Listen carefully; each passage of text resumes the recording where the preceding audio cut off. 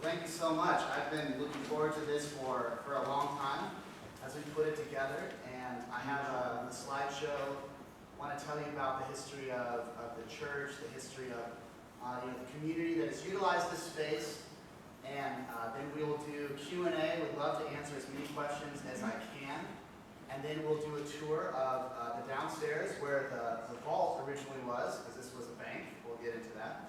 And then on the second floor as well. The third and fourth floor are apartments, so we can't go into them, but we'll see most of the building. So I just wanted to introduce myself briefly. My grandfather immigrated here from Greece and had a restaurant in Brooklyn. My cousin continues the tradition today. He's the owner of Almond Restaurant on 22nd Street, which I hope you guys have enjoyed at some point.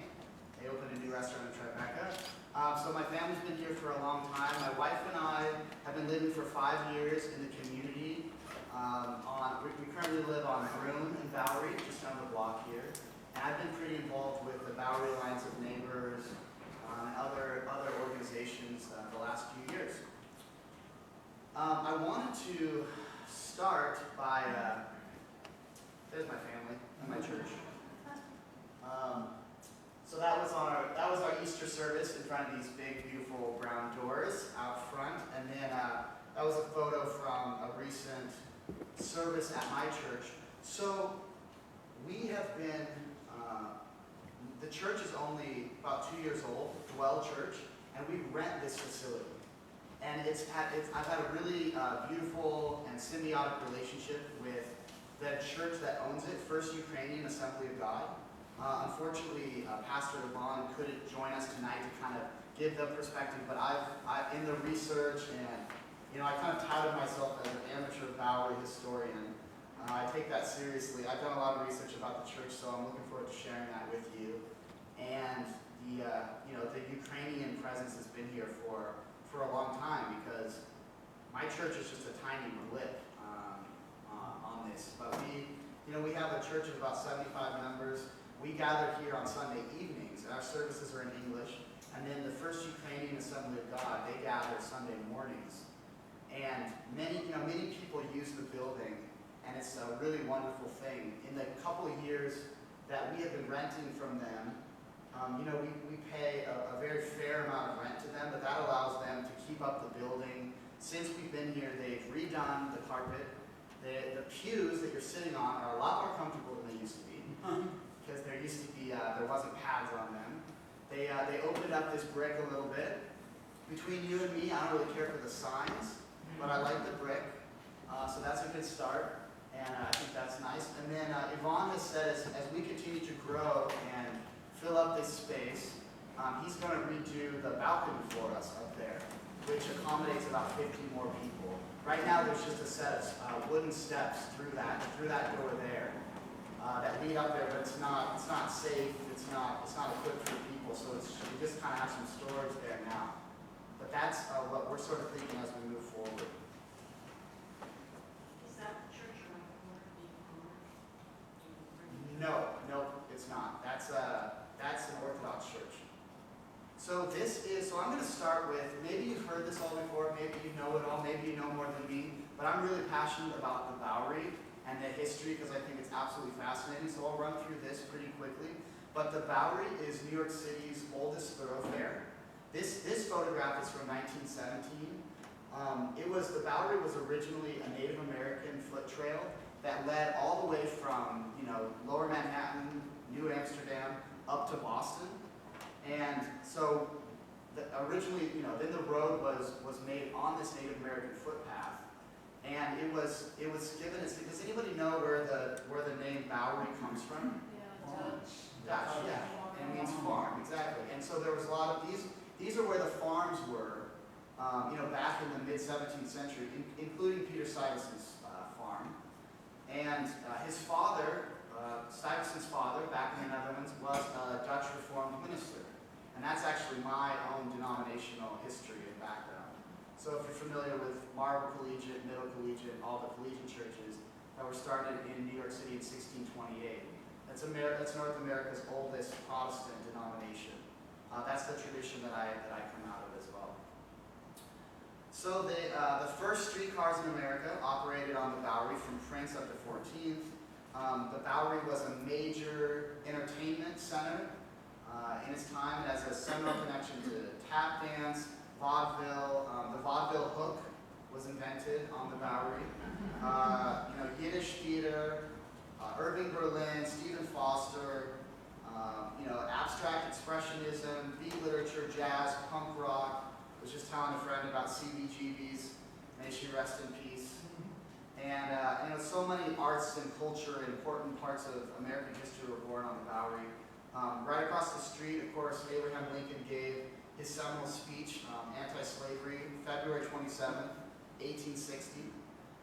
It's incredible to be across the street from there. I love that, and I love the students from Cooper Union that are involved with our church. I don't love the ceasing of the tuition-free policy, but that's a battle for another day. One thing that, as we think about churches and synagogues in Greenwich Village, one of the things that I always think about is the unorthodox nature of the religious and spiritual communities around here. If we think about Greenwich Village, it has always been sort of off the grid. It's always been the place that said, no, we're not going to be like the other parts of Manhattan, dating way back. And I think we see that in the religious communities of this neighborhood as well. And so that continues today. And I see that, I see that in my own faith tradition. And I feel like, so my church is a lot of young people, 18 to 30, and it's very countercultural for them to be part of a, quote unquote religious community.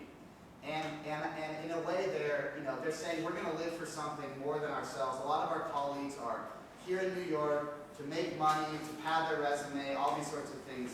And they're here to give back to the community, to share, to be part of something beautiful that's happening here, to serve the poor, to get involved. And that really inspires me.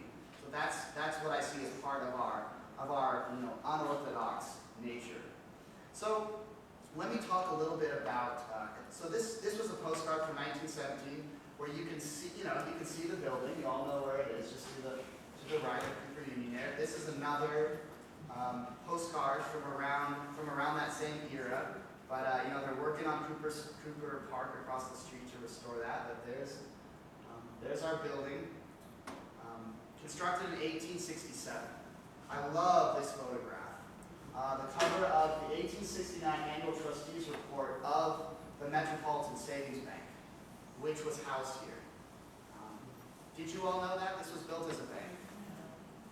So that's why, if you think of the other cathedrals and churches in the community that were built in the mid-19th century, none of them look like this.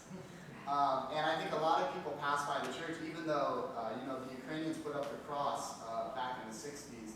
A lot of people don't know what this is. And one of the reasons I'm so glad tonight is happening is because every single Sunday afternoon, as I'm greeting people coming in, people say, I've lived here for 20 or 30 years and I've never been inside this building. And so I think, well, come on in. And they stand in the back and they listen to the music for 5 minutes and they poke their head around, and it's wonderful. I love it. If you ever want to bring friends over here, I'm here every Sunday from 3 to 7. And the service starts at 5, so you can sort of, if you don't want to come in the middle of it, come before, come after, whatever. We are so happy to share this space and to share what we've learned about the building and the facility. And it's really an incredible building. So it was designed by Carl Pfeiffer, and he was a German immigrant. He did a lot of projects in New York, but not, he wasn't that famous or well known. He did do the Fifth Avenue Presbyterian Church, which is on 55th and 5th. That is a massive, massive church. The sanctuary, this seats about 175. That seats 1,800 in the sanctuary. It's a beautiful, beautiful church. And so he didn't know it, but he actually designed 2 churches in New York because this became a church long after he passed away. This building was opened on May 22nd, 1867, as the Metropolitan Savings Bank. And this bank was it was really cool. It was very much a for the people bank. They in a time when not a lot of women could open an account or know that their accounts were going to be safe if things went sideways with the husband, all those sorts of things. That's what they were all about. They were a bank that was very much of the people. Interestingly enough, with all the sort of buyouts, mergers, all that sort of thing, they are now under the auspices of HSBC today. So that's kind of ironic. And I do have a lot of, one of my friends here in the community, Dave Mulkins, he always jokes about, he grew up Southern Baptist, and he always jokes about, what would Jesus say to the bankers and all that sort of thing. So, it's just interesting that we worship in the space that used to be a bank. So I am not a trained architect. I went to divinity school. However, I am married to a trained architect. So I asked my wife about this building, and she filled me in a little bit, but I will try to, do as well as I can with this architecture stuff and answer any questions later. This was built in what they call the Second Empire style, and that was really all the rage from 1865 to 1880. So the Second Empire was, in reference to France and to Napoleon III, and kind of the French influence, but also drawing from other areas of Europe. The two things that were really big for the Second Empire style that are reflected in this building are the symmetry of the building. I mean, you look at it from across the street, it is completely symmetrical, completely, mirrors each other. Then, and the mansard roof. So the beautiful mansard roof on the top floor. This is a 4-story building. It's 45 feet high. It is 75 feet deep. So from there to back here, we'll see this little hallway. 75 feet. And the building, of course, runs back towards 2nd Avenue here. It's the ceilings in this room are really what make the room. These ceilings are 17 feet 4 inches high, which gives it this really open feel. I love this space because whether there's 40 people in here or 150, it feels great. It feels intimate. We're pretty close, but it also has this space to it. And then also with music and everything that we do acoustically, it just sounds great. And that was one of the things that that the New York Times wrote about in 1867 when the building was opening. So the other really interesting thing about the building that everyone talks about, I've interviewed a lot of people that have been here, through the years, is that it was fireproof. So the architect, learning from, there was a series of incredible fires in Lower Manhattan through the 19th century, particularly in 1835. But he said, if we're going to build this, and if we're going to have a lot of money there, and a lot of papers and bills and trust and all the things that you have in a bank, we've got to make it completely fireproof, inside and out, internally, externally, and that's going to cost, but we've just got to do it. So if you look at this building, and we'll even examine the staircases going up to the 2nd to the 3rd floor, everything is made of iron. Everything is made of iron. Nothing is combustible. The outside is made of white marble. There is no combustible material anywhere, and I'm sure that has reaped some dividends over the years. The cost was $150,000 to construct. That's about $2.3 million in today's dollars. I'm sure that the building is worth quite a lot more than that. It was given the New York City landmark in 1969 and the National Register of Historic Places in 1979. I want to show you some pictures from around that era. This picture I absolutely love because it makes Cooper Square look desolate, right? Isn't that just crazy? Before the apartment building went up next door, nearly 40 years before Cooper Union opened up across the street. But it just looks, and there's nothing in the background at all. it just looks like a lonely building. And I'm sure some of you were living around here in the early 70s. Yeah, it's just incredible. Here's from around 82. You can see the Orthodox Church. Here's a shot from about 10 years later. It's one of my favorite pictures just because of the lighting and the shadows. So, a couple of little changes. When it was a bank, there was a stoop that led up. You can see those first few steps, and that doesn't exist today. The church took that away. But when they wrote up the landmarks piece, which I'm going to read a little bit to you, they talked about how good a shape it was in. 105 years after its construction.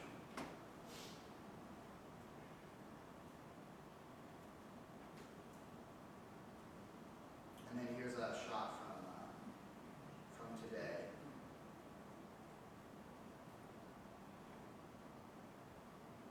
I want to read to you a little article.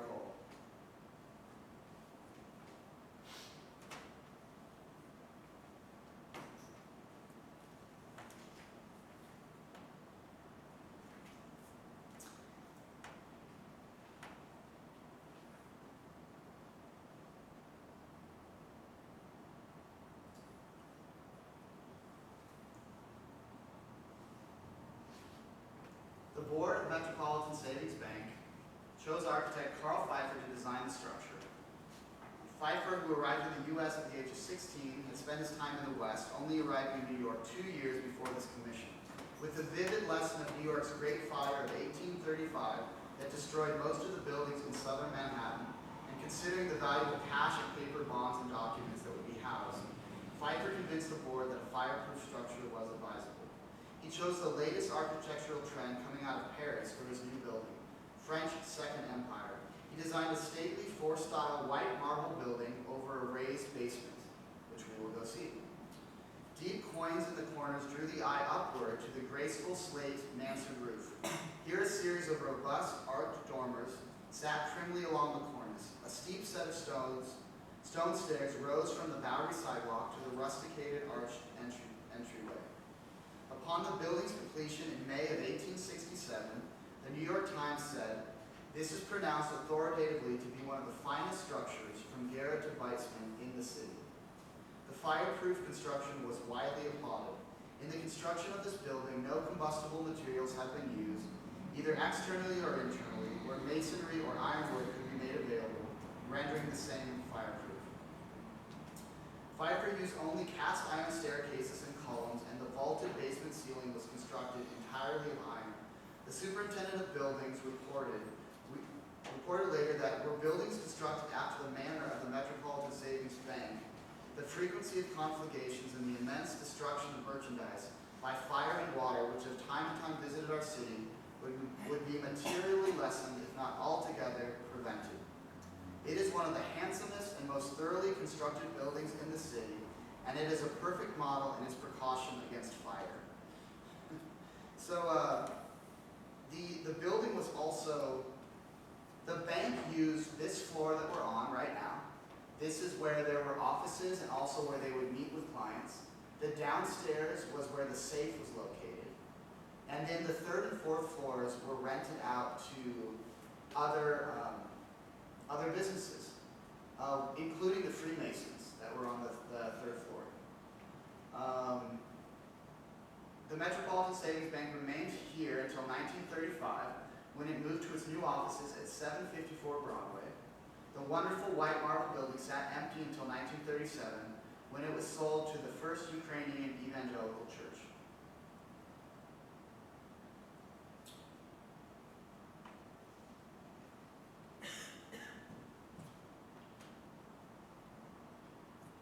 And one of the things that's interesting is that it's been a church longer than it was a bank.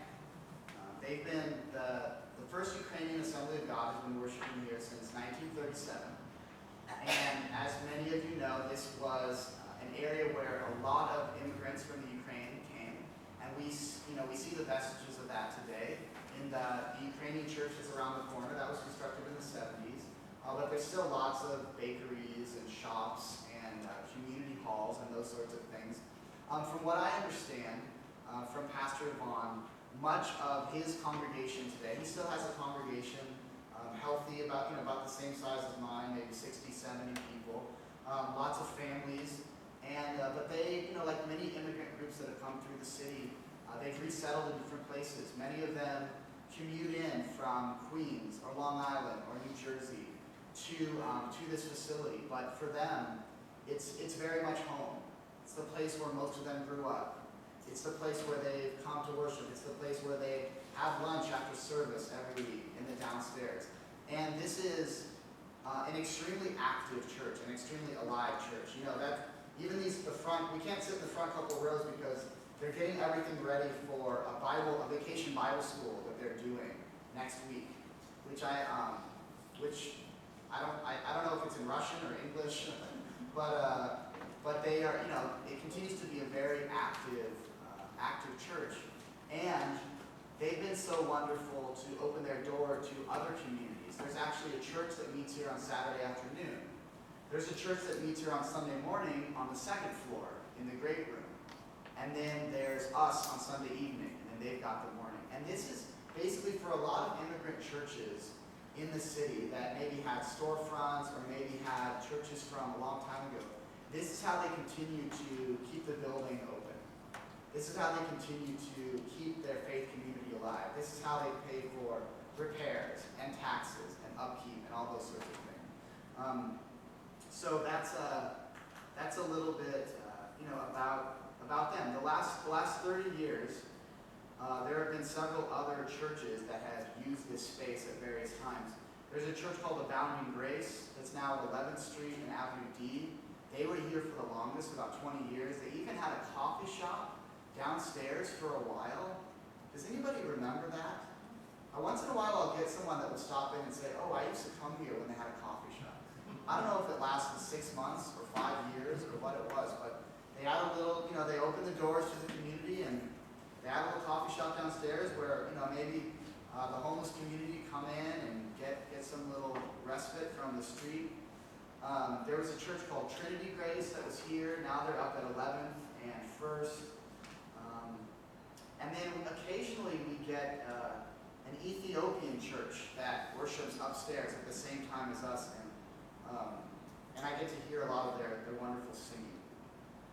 Pastor Yvonne and his wife, and they have a daughter that's a month older than my son, so she's about a year now. There's a parsonage in this building on the 4th floor, so they live there, and as long as they can, as long as Pastor Yvonne Bellitz continues to minister here, he will live there. There are other members of the church that live up there. There's about 15 people that live on the 3rd and 4th floor. It reminds me a lot of other immigrant churches. I think of the church in East Harlem a couple of years ago that suffered through the explosion. They owned that building. A couple of the members passed away because they lived in the building. It's a similar situation here, which is, in my opinion, a great thing. There's 3 other apartments aside from the parsonage, and that's where they live. And we won't be able to go up there to the 3rd and 4th floor tonight, but it's amazing structure. There are different models. You kind of have the immigrant church that's been here a long time, and my church is sort of an emerging church, a newer church, and we work together really well from the first time that he and I met. And he said to me that we consider ourselves the heirs of this church, and we have a responsibility to our parents and our grandparents who founded this church to keep it alive, to keep it in the community, to keep it a house of worship, to keep it a place that can serve New Yorkers, and that's what we're here to do. So it's as someone who is has just seen so many changes to the Bowery the last 10 and 20 years. I was really relieved to hear that, and I'm grateful for them and what they've done and for the ways that they've opened their doors to us. And I just anticipate their community being here for decades to come. Our future plans, we continue to be really grateful to use the space and happy to pay them rent, and we hope we can continue to make the space more and more beautiful as we go along. And we have future plans and dreams and hopes for this space and for the building. And that's about all I would say about it. I'm happy to take questions, and then we will go on our little tour.